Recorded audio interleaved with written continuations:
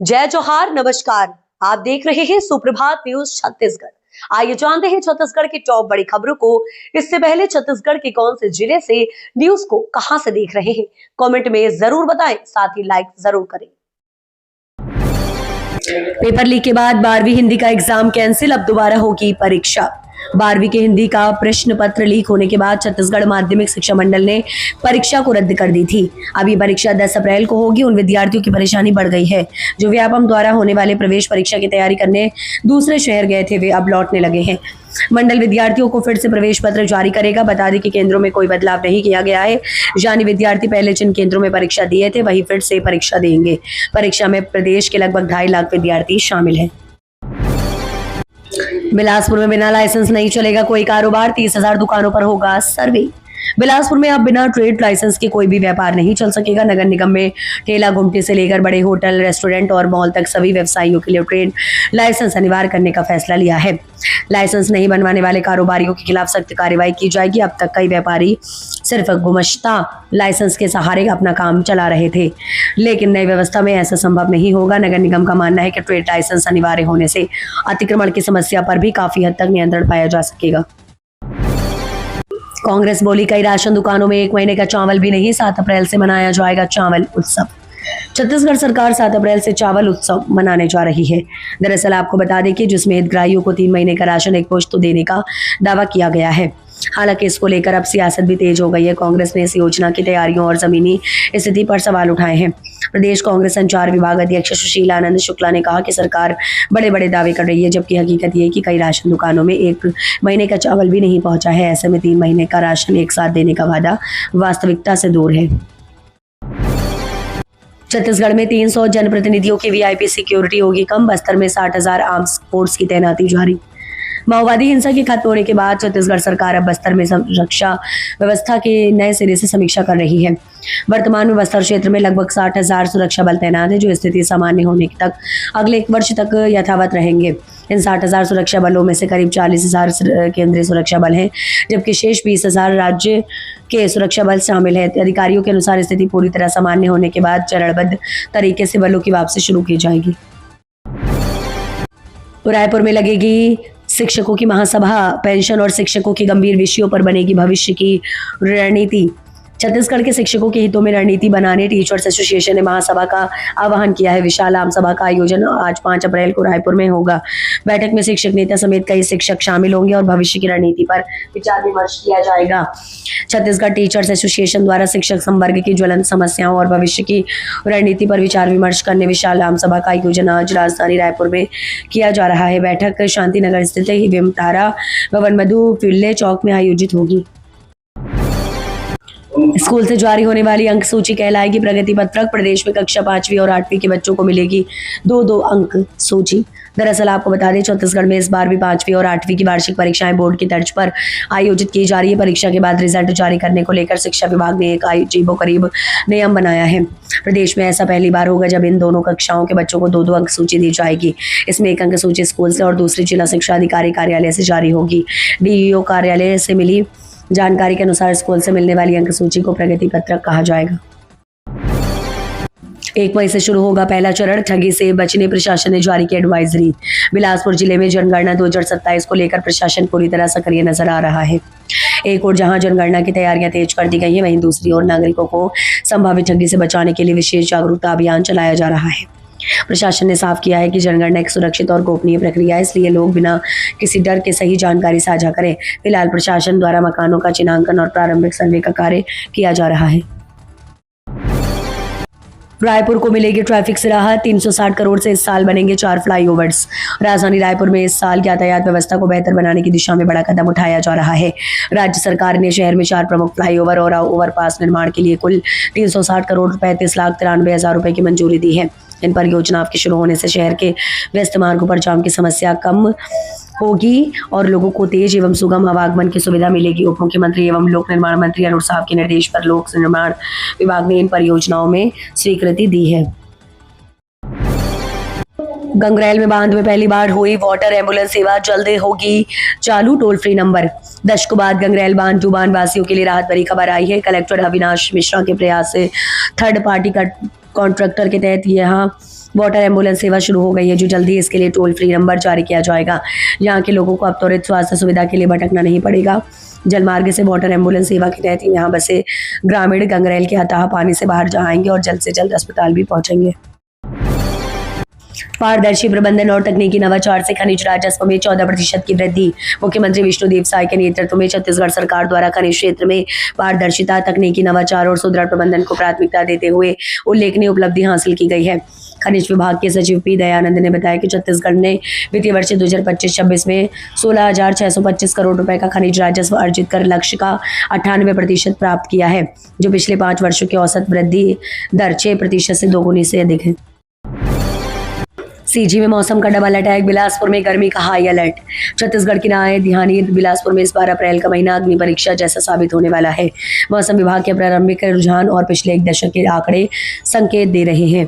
दरअसल आपको बता दें कि इस साल गर्मी के पिछले तमाम रिकॉर्ड ध्वस्त हो सकते हैं।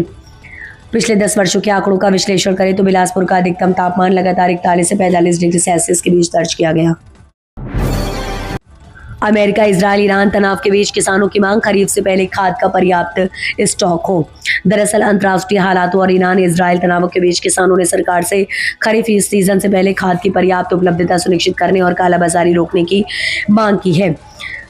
किसान नेता तेजराम विद्रोही ने कहा कि सरकार को पहले से पता होता है कि खरीफ सीजन में कितने रकबे में खेती होगी, इसलिए उसी अनुसार खाद का स्टॉक पहले से तैयार रखना चाहिए। इस बार ऐसी स्थिति ना बने, इसके लिए सस्ते दर पर और बिना कालाबाजारी के खाद उपलब्ध कराना जरूरी है। शारदा चौक तात्यापारा प्रस्तावित फ्लाईओवर की जगह चौड़ीकरण हेतु सांसद बृजमोहन ने मुख्यमंत्री साय को लिखा पत्र। रायपुर सांसद एवं वरिष्ठ भाजपा नेता बृजमोहन अग्रवाल ने एक बार फिर जनभावनाओं के प्रति अपनी प्रतिबद्धता का परिचय देते हुए राजधानी रायपुर के बहुप्रतीक्षित यातायात समस्या को गंभीरता से उठाया है। उन्होंने मुख्यमंत्री विष्णुदेव साय को पत्र लिखकर शारदा चौक से तात्यापारा चौक तक फ्लाईओवर निर्माण के स्थान पर सड़क चौड़ीकरण की स्वीकृति प्रदान करने का आग्रह किया, जहां घनी आबादी और व्यावसायिक गतिविधियों के कारण यातायात का अत्यधिक दबाव बना रहता है।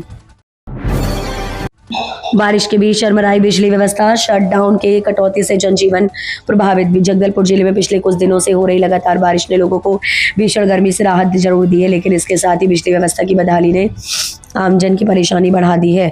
शहर की कई कॉलोनियों में बार बार शटडाउन और ग्रामीण क्षेत्रों में मेंटेनेंस के नाम पर घंटों बिजली कटौती से लोग खासे परेशान है। धर्मपुरा, कुम्हारपारा, पनारा पारा, नया मुंडा सहित मुख्य मार्ग जैश कई इलाके में बिना पूर्व सूचना बिजली आपूर्ति बाधित हो रही है। सीबीएसई स्कूलों में तीसरी क्लास से बच्चे पढ़ेंगे कंप्यूटेशनल थिंकिंग सिटी और आर्टिफिशियल इंटेलिजेंस एआई। केंद्रीय माध्यमिक शिक्षा बोर्ड सीबीएसई ने बच्चों को बौद्धिक विकास के साथ ही तकनीकी ज्ञान को बढ़ावा देने के लिए कंप्यूटेशनल थिंकिंग सिटी और आर्टिफिशियल इंटेलिजेंस एआई की पढ़ाई को अनिवार्य कर दिया है। सीबीएसई ने शैक्षणिक सत्र 2026-27 से इसकी शुरुआत करने का नोटिफिकेशन जारी कर दिया है। कक्षा 3rd से 8th के लिए कंप्यूटेशनल थिंकिंग सिटी और आर्टिफिशियल इंटेलिजेंस एआई के लिए सीबीएसई पाठ्यक्रम रूपरेखा का शुभारंभ से इसकी शुरुआत की जाए। रेल यात्रियों की बड़ी परेशानी, 10 मेमू पैसेंजर ट्रेनों को किया गया रद्द। रेलवे द्वारा बुनियादी ढांचे को आधुनिक बनाने की दिशा में लगातार काम किया जा रहा है। इसी क्रम में दक्षिण पूर्व मध्य रेलवे के रायपुर मंडल में तकनीकी सुधार किए जा रहे हैं, जिसका असर यात्रियों की सुविधा पर अस्थायी रूप से पड़ सकता है। रायपुर, उरकुरा और मांडर के बीच चल रहे ऑटोमेटिक सिग्नलिंग प्रोजेक्ट के चलते इस रेलखंड पर कुछ यात्री ट्रेनों के संचालन में बदलाव किया जाएगा। रायपुर में विदेश मंत्री बोले, भारत दुनिया की टॉप 5 अर्थव्यवस्थाओं में। विदेश मंत्री एस जयशंकर नवा रायपुर स्थित भारतीय प्रबंधन संस्थान के 15वें वार्षिक दीक्षांत समारोह में मुख्य अतिथि के रूप में शामिल हुए। उन्होंने स्टूडेंट्स को डिग्री और मेडल दिए, साथ ही मैनेजमेंट, लीडरशिप और करियर से जुड़े महत्वपूर्ण टिप्स भी दिए। एस जयशंकर ने कहा कि राष्ट्र निर्माण एक जटिल काम है, लेकिन इसकी असली ताकत मजबूत और गतिशील कारोबार से आती है। आज का भारत तेजी से बदल रहा है और यहाँ के युवा इस बदलाव का नेतृत्व करेंगे। बस्तर शहर कांग्रेस में बड़ा संगठन विस्तार, पदाधिकारियों को सौंपे नए प्रभार। जिले में संगठन को और अधिक सक्रिय, प्रभावी और जन सरोकारों से जुड़ा बनाने के लिए इंडियन नेशनल कांग्रेस की शहर जिला इकाई में बड़ा संगठनात्मक फेरबदल किया गया है। शहर जिला कांग्रेस अध्यक्ष सुशील मौर्य ने उपाध्यक्ष, महामंत्री और सचिव स्तर के पदाधिकारियों को नए दायित्व सौंपते हुए संगठन को नई ऊर्जा देने की पहल की है। इस बदलाव का मुख्य उद्देश्य पार्टी को जमीनी स्तर पर मजबूत करना और आम जनता की समस्याओं को अधिक प्रभावी तरीके से उठाना बताया जा रहा है। 1.5 करोड़ का गांजा जब्त, ओडिशा से महाराष्ट्र में भी खपाने की तैयारी, 5 तस्कर गिरफ्तार। दरअसल आपको बता दें, नशे के खिलाफ एक बड़ी कामयाबी हासिल करते हुए महासमुंद पुलिस ने 1,40,95,000 रुपए कीमत का 281.9 किलोग्राम गांजा जब्त किया है। मामले में महाराष्ट्र के 5 तस्करों को गिरफ्तार किया गया। ओडिशा से गांजा लेकर आने की सूचना पर एंटी नारकोटिक्स टास्क फोर्स एवं थाना सिंघोड़ा पुलिस की संयुक्त टीम NH 53 रेटिकोल रोड पहुंचकर घेराबंदी नाकाबंदी किए। इस साल RTE के तहत एडमिशन दिलाना होगा मुश्किल, Chhattisgarh private school management association ने इस वर्ष शिक्षा के अधिकार कानून के तहत होने वाली प्रवेश प्रक्रिया में सहयोग न करने का निर्णय लिया है। संघ का कहना है कि लंबे समय से प्रतिपूर्ति राशि बढ़ाने की उनकी मांगों को नजरअंदाज किया जा रहा है और स्कूल शिक्षा विभाग के लापरवाह रवैये के चलते उन्हें ये कदम उठाना पड़ा। प्रदेश के 6,000 से अधिक निजी स्कूलों में इस माह RTE के तहत प्रवेश प्रक्रिया प्रस्तावित है, लेकिन इस बार निजी स्कूल इस प्रक्रिया में भाग नहीं लेंगे। डीजल पर टैक्स घटाकर 17% वैट छूट 31 मार्च 2027 तक लागू। राज्य सरकार ने हाई स्पीड डीजल पर दी जा रही टैक्स छूट को 1 साल के लिए और बढ़ा दिया है। दरअसल आपको बता दें कि वाणिज्यिक कर विभाग ने नई अधिसूचना जारी की है, जिसके तहत ये रात अब 1 अप्रैल 2026 से 31 मार्च 2027 तक लागू रहेगी। उल्लेखनीय है कि यह छूट 1 अप्रैल 2024 से लागू है और अब इसे 1 साल और बढ़ा दिया गया है। सरकार ने डीजल पर लगने वाले टैक्स में कमी करते हुए करीब 24% टैक्स को घटाकर 17% कर दिया है। डिप्टी सीएम साव बोले, भूपेश कभी नहीं चाहते थे कि छत्तीसगढ़ से नक्सलवाद खत्म हो। बस्तर से सुरक्षा बल की वापसी को लेकर पूर्व मुख्यमंत्री भूपेश बघेल के सवाल पर उप मुख्यमंत्री अरूर साव का पलटवार किया है। उन्होंने कहा कि भूपेश बघेल कभी नहीं चाहते थे कि छत्तीसगढ़ से नक्सलवाद खत्म हो। उन्हें प्रदेश के विकास और खुशहाली से कोई लेना देना नहीं है। उन्होंने कहा कि अब समय आएगा तो सुरक्षा जवान भी लौट आएंगे और जब इनकी सरकार बनी तो नक्सलियों ने खुशी मनाई थी। आज भी इनकी मंशा बार बार स्पष्ट हो रही है। रायपुर में मां योग योगेश्वरी यति जी का प्रवास, 7 दिवसीय छत्तीसगढ़ प्रवास की हुई थी शुरुआत। महामंडलेश्वर मां योग योगेश्वरी यति जी 8 अप्रैल से 7 दिवसीय छत्तीसगढ़ प्रवास पर रायपुर पहुंचेंगी। उनके आगमन को लेकर सनातन समाज में उत्साह का माहौल है। सुबह 10 बजे स्वामी विवेकानंद एयरपोर्ट पर भव्य स्वागत किया जाएगा, जहां बड़ी संख्या में श्रद्धालु उपस्थित रहेंगे। इस दौरान पूर्णकालिक संघ प्रचारक विजय देवांगन भी उनके साथ रहेंगे। डॉक्टर ओम प्रकाश देवांगन ने जानकारी देते हुए बताया कि मां योग योगेश्वरी यति जी सनातन परंपरा की एक साधिका, दिव्य हीलर और आध्यात्मिक मार्गदर्शक के रूप में जानी जाती है। छत्तीसगढ़ में पैथोलॉजी जांच HLL को सौंपने पर विवाद, कांग्रेस ने नियमों पर उठाए सवाल।